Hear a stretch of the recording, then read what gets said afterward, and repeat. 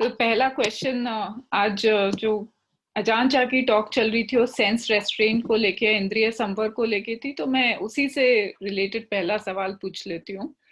जहाँ पे जो भिक्षु हैं उन्हीं के सेंस, उन्हीं के इंद्रिय संवर को लेके बात को लेके प्रश्न पूछा गया है कि ये लोग किस तरीके से अपने भोजन को लेके जो असुरक्षा का भाव होता है उसको मैनेज करते हैं, क्योंकि उन्हें दिन में एक ही बार भोजन करना होता है और कभी कभी ऐसा हो सकता है कि कोई बहुत ही विपरीत परिस्थिति है तो भोजन मिले ना मिले कौन जाने।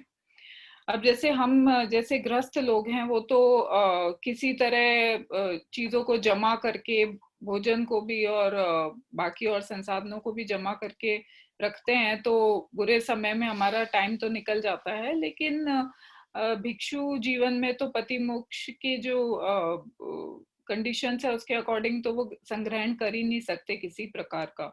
तो फिर एक तरफ तो हम ये भी कहते हैं कि काया जो है वो हमारी साधना का एक मुख्य आधार है, जब तक कि निर्वाण प्राप्त नहीं हो जाए। तो फिर क्यों ये इस प्रकार का रिस्ट्रिक्शन है और किस तरीके से भिक्षु इसको मैनेज करते हैं?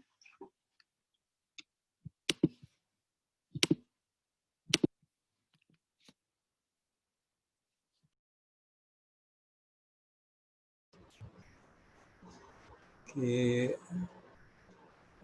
I'm not doing a favor by answering the question. Actually, you are doing a favor by asking.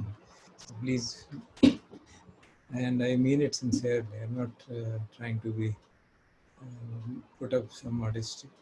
Because जब प्रश्न आते हैं तो it gives me a chance to reflect deeply and then मेरी अपनी साधना सुधरती है। कुछ कॉन्सेप्ट वीक रहते हैं तो उसको सोचने पे, जवाब देने में मदद मिलती है। Because when you explain it to others, then your clarity becomes better. I'm sure you must have felt the same thing when somebody asks you something. अब जहाँ तक ये प्रश्न का सवाल है भोजन का, तो भोजन की अनिश्चितता, तो हर चीज़ की अनिश्चितता तो साधना का एक इम्पॉर्टेंट अंग है ना, कि things are uncertain. So to be able to put up with uncertainty is a part of the practice. And जहाँ तक उसकी प्रैक्टिकलिटी की बात है, तो जब मॉन्क्स एक मोनेस्ट्री में है, वेल एस्टेब्लिश्ड मोनेस्ट्री में, तो वहाँ अनिश्चितता उतनी नहीं रहती है। बिकॉज शुरू में जैसे हमने आगे स्टेनलेस फ्लोइंग में पढ़ेंगे, या पहले भी पढ़ा था कि जब शुरू हुई थी मोनेस्ट्री में तो काफ़ी दिक्कत होती है। सिर्फ खाने को ऐसे भी दिन हुआ कि एक केला मिला और 5 लोग थे, 5 ऐसे करके खा लिए।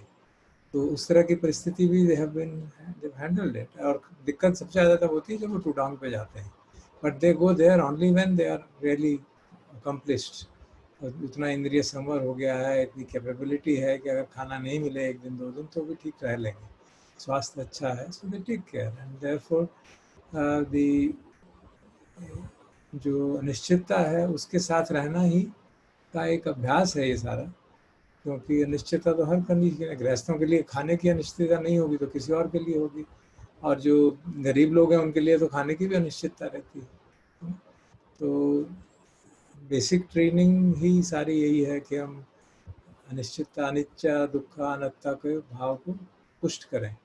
वो सिर्फ साधना करके सिटिंग मेडिटेशन में नहीं, सारे सामान्य जीवन में भी इस तरह की परिस्थितियाँ आती रहती हैं, हम सबके साथ ही आती हैं कि we don't know what's going to happen. For example, इस समय सबके साथ अनिश्चितता है कि अगर बाहर जाएंगे तो वापस ठीक ठाक आएंगे कि नहीं आएंगे। तो क्या कर सकते हैं, you have to live with it.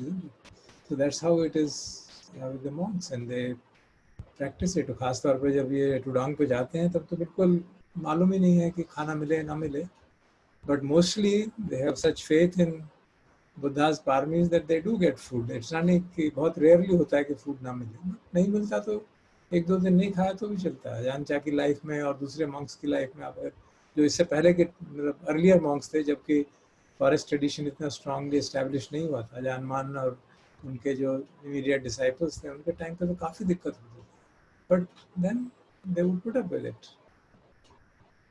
Whole training is that, to put up with the uncertainty. तो अगर इसका रिवर्स देखें कि मतलब ये तो एक क्रिएटेड रूल है कि एक ही समय भोजन करें, तो ऐसा बनाने का भी कोई कारण रहा होगा, वो क्या कारण रहा होगा? वो तो हमने पढ़ा था स्टिलनेस फ्लोइंग में बताया था ना, because if we have we are constantly waiting for the next meal, then हमारा टेंशन सारा उसी में चला जाता है। और हेल्थ के पॉइंट ऑफ व्यू से भी देखा गया है, because if you take one proper meal a day for a young person who is not ill, that is sufficient to take care of his bodily needs. And then he has enough time, काफ़ी समय हो जाता है अगला मील के बीच में, तो food की डाइजेशन में, दूसरे खासतौर पर जब रिट्रीट में बैठे हैं आप, हम लोग भी जब लॉन्ग टर्म रिट्रीट पे जाते थे 45 डेज 60 डेज, तो we also used to take only in the forenoon, और आफ्टरनून 11 बजे के बाद अगले दिन 6:30 बजे कुछ नहीं खाते थे, सिर्फ नींबू पानी पी लिया या समथिंग ऑफ दैट। तो भी फाउंड उसमें कोई दिक्कत नहीं होती है, और उससे फ़ायदा ये होता है कि आपकी साधना अच्छी होती रहती है।